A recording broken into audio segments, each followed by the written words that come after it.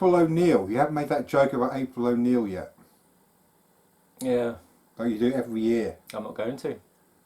Why not? Because it's May. Aunt May. But basically, I have no pickups for April.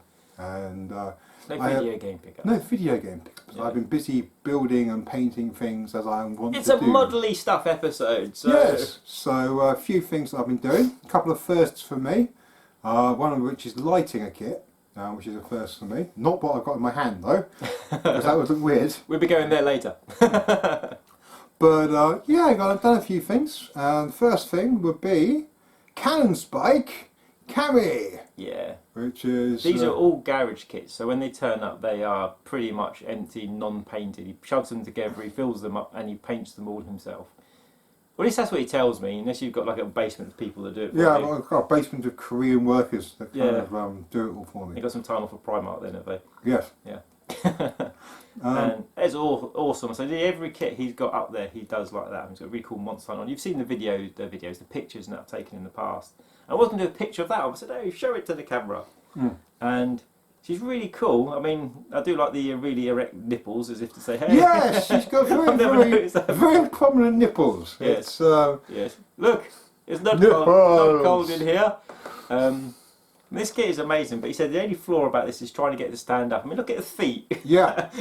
There's absolutely nowhere to actually put it on, so I have to balance it against the wall of the unit. So it's yeah, she's the the Cannon Spike version of yeah, Tammy. yeah, with the funky really, jet skates and many guns, which and is big cool. thighs. Huge. Well, not as big as Chinese thighs though. Nothing compares to Chinese thighs. And yeah, that's cool. So how long ago did you do that one? About 3 weeks ago. It was just during April. Yeah. Oh shit. That's why he doesn't move stuff. So Yeah. how many hours do you reckon you put into that? From getting it out of the box to starting it to filling it. Describe how you build well, it. basically you've got to take it apart, and there's like these great big tabs on the parts. So you have to cut the tabs off and then sand them flat so you can remove them basically. And what they looked like before is this, where you have to cut off these tabs. Yes. And then sand them, and then this one it's on like a joint there, so you wouldn't really notice it. But very often you'll get them like on a shoulder or something like that, and you've got to cut them off and sort of sand and stuff and everything else, like this leg. By the way, we're not filming this 3 days later at night time at all. No, not at all. Like this tab there Yeah. would be in the way of that, so you have to cut that off. Yeah. And then sand it smooth again as well. And Yeah. I mean, look at the details of the leg and the actual, especially the body, the front, the chest plate, and all that. I mean, he super paints all that up, and as you know, how he's put the leg in there, as you said, he puts like pins in, don't you, to line them up. And how do you fill the inner body up? Because you put stuff in the body, don't you? No, that's on the vinyl different kits. kit. That's the vinyl kits. That's right. This is resin, Yeah, that's resin. which is solid. But yes, So those kits up there start off like that. They turn into that. Back we go. So you've got to remove these big tabs. Yeah. And then you basically prime it and then paint it. And you also got to build it as well, put it together. What I normally do is drill holes and pins and stuff so you can put the whole thing together. Then take it apart again and then paint it all. And when it's all painted, because you can get to everything properly. Yeah. When it's all painted, then glue it all together. Yeah. Remember you talking about one of your kits ages ago that because you put it on first, it was a nightmare. Was it the Mystique belt or something like that? I think it was the belt for the Jedi one, the Mara Jade. Yes. It was when I very first did it. I painted it get it first. Yeah. And when I put the belt on, it scraped all the paint off because I was putting the belt on. Yeah. But I know ways around that now. Now if I was doing it now, I'd either cut the belt first, or I'd heat the belt up so it was soft, and then I would slide it over when it was soft, so it wouldn't scratch all the paint over. But that's one of the first ones I did. So it's, yeah. I mean, yeah, because you did the Mara Jade and you did the Jaina Solo. Jaina Solo, yeah, from the original expanded universe. Yes. First. Yeah, I mean, I think we did pictures of Mai recently, didn't we? Mai Yeah. and your Vito. Was it your Vito we did a picture of? Photons, yeah. Photon, Yeah, my scope dog. Yeah. But then I sort of started moving on to other things. So I've been sort of trying to bounce between different things. We just do completely different things. So doing a figure is completely different to doing, say, diorama or something. Oh, right, diorama. Yeah. And diorama is indeed what I did next. Yeah. Which was...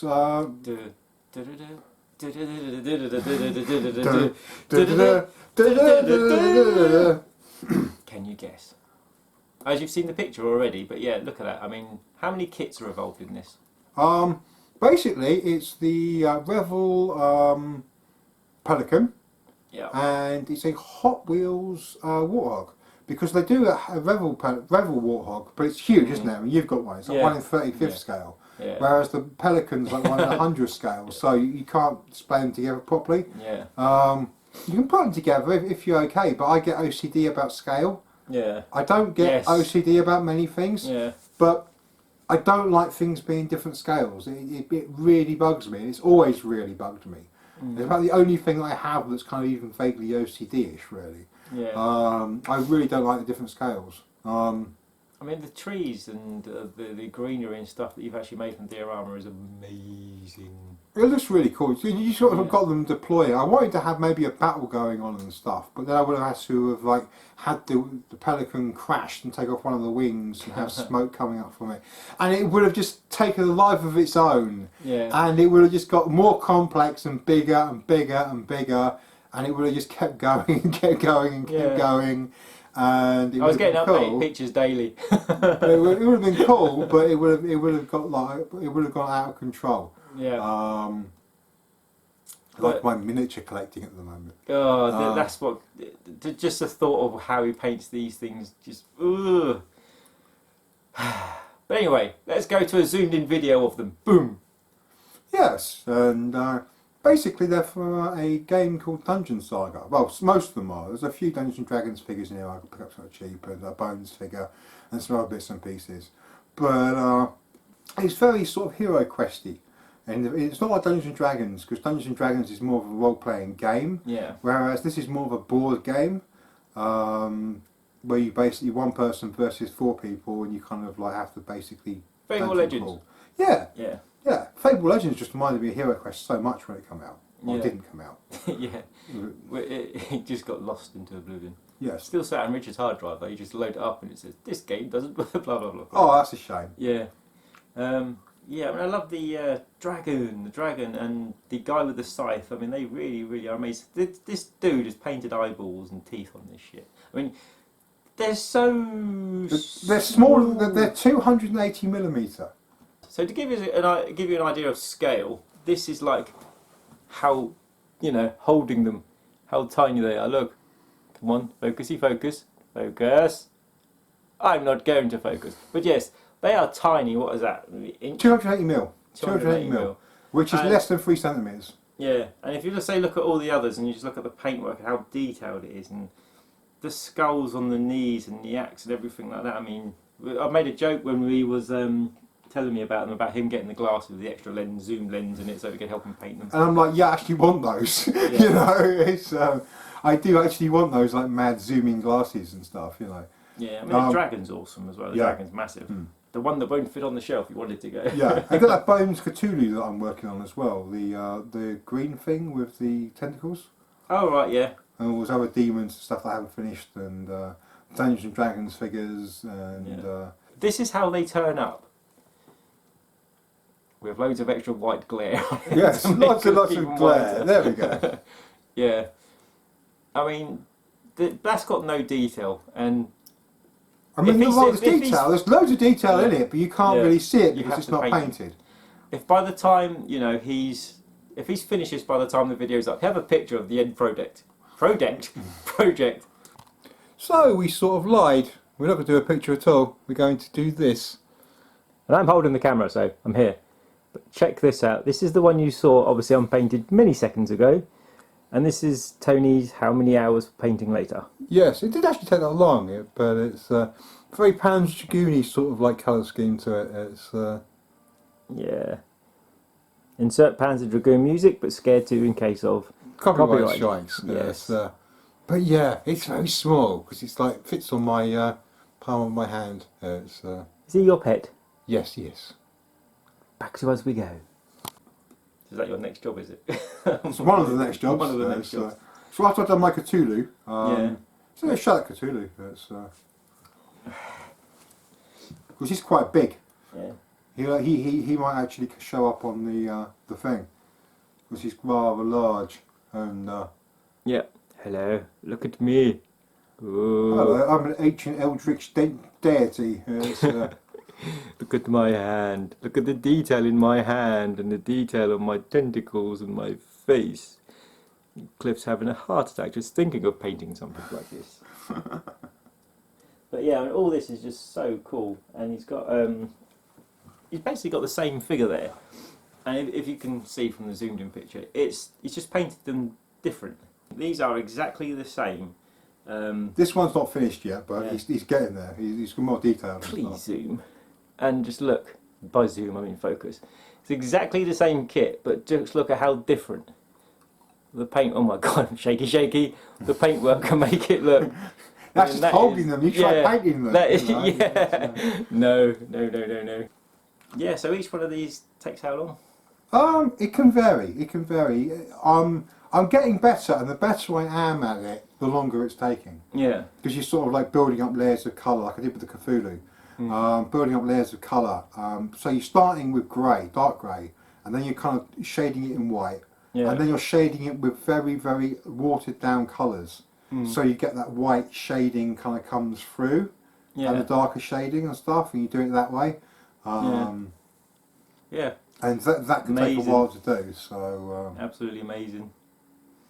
Yeah, I mean, I can see when you've done your kits in the past, the way you tone blend the different colours and stuff like that. Then that's absolutely amazing. But the fact that you're starting to do similar stuff on that tiny little thing down there. And that's with a brush, not an airbrush. Yeah. The airbrush is easy to blend and stuff with. Yeah. Doing it with a brush is a lot harder. A lot harder. I mean, that's the great thing I love about doing different things like that, is learning new skills. Yeah. Because I'm not that great with brushes. I mean, I haven't done gaming miniatures for 25 years. And I've been watching a woman called Kathy Wapple. And she's brilliant. She's on Twitch, and her husband James Wapple, who's also on YouTube. Yeah. Really, really, really good. You can learn so much from watching them. They're just so damn good. But yeah. Just stunning. What's the other channel you always watch? Never remember. The guy who always put one around here. Oh, New Masso. New Masso, yeah. He's awesome. Watch him all day. Yeah, watching him made me want to light a kit, because he's always lighting kits. It's his fault. And building stuff and whatever. And to show lighting kits and things, we'll have to move. Okay. And alakazam. Right. So, we're into the hallway. Yes. Not the biggest of hallway, but this is his sort of like your newest edition of shelving, isn't it? Yeah. Which is where I keep like other kits and bits and pieces and just, do we remember that? like Paige's Christmas presents and Kira's Christmas presents, which are clearly on display. But, and a printer. Which I haven't set up yet. Just keep meaning to, but I don't get round to. Yeah. So, as we spoke about the diorama earlier, check this one out. I don't think you finished it, did you? Because you had ideas for it at the end. This one you made many years ago. That is pretty awesome. Oh, well, I needed the printer to finish it off to make a signboard for the top part of it. Yeah, let me just check that out. Shake your hand, Cam. Yeah. So then, show us some of your kits, mister. Right, so we'll start off with my first lighted kit, which I've done this month. He showed me this the other day. It's awesome. Which is, as you can see, the good old Millennium Falcon from Star Wars. My God, I'm actually making Star Wars sounds in the background. Did you hear me? Yes. I heard you making whooshing noises. Which kind of looks cool. I don't know what you guys think. I think that looks pretty cool. But there's a secret. And the secret is... Dun, dun, dun. It has lights, blinding lights. Yes. And that is awesome. A few wires and a old square battery. Yeah. And if you think it looks good now, as I reach for the light switch, How about now? Oh, wow. Those lights at the front do look so awesome. It's just that the Lando part, isn't it? I'm doing it again. Stop the dynamite. I mean, that is full on awesome. That truly is full on awesome. But yeah, that's Yeah. cool. Yeah. So what else has we got in process at the moment? Well, we are lighting a Star Destroyer, which is very, very early in the building process, but I've got to drill a hell of a lot of holes for it, for LEDs and fibre optics and bits and pieces and stuff. The Halo diorama he was talking about earlier. Well, the 135th one, yeah, the big one. 135th one, yeah. And, Godzilla! Yeah. Godzilla! Mecha Godzilla! Yeah. You can do Ready Player One. And of course he's got his X-Wing down here. Which also done this month. And Pacific Rim Obsidian, I think, whatever it's called. TIE Fighter! Yeah, that's what we've got over here. Oh, there's the VTOM you guys have already seen. Votoms. There is a King of Fighters thing in the background that... Dusty Fighters, yeah, the King of Fighters things I never finished. So Yeah. it's, That was going to go in the background of the Votom, but it's on pause now. yeah. Yeah. And Boba! Hello, Mr. Fett. Mr. Bob Fett. And, of course, Anakin. And No! Bigger Anakin. No! And Tony. There should be a button you press there and his arms kind of come up. And it's like, no! Yeah. No! But yeah, I mean, check it out, dudes. How awesome is that? Well, what do you guys think of the stuff Tony gets up to? I think... Good stuff. I don't mind gluing things Things. together, clipping things together, but anything... Oh, it's just amazing. I mean, I've seen... But painting's easy. Yeah. Once you just persevere and just kind of learn a little bit, just watch some YouTube videos, learn a little bit. I mean, I have really shaky hands. I do not have steady hands at all. And I can do this crap.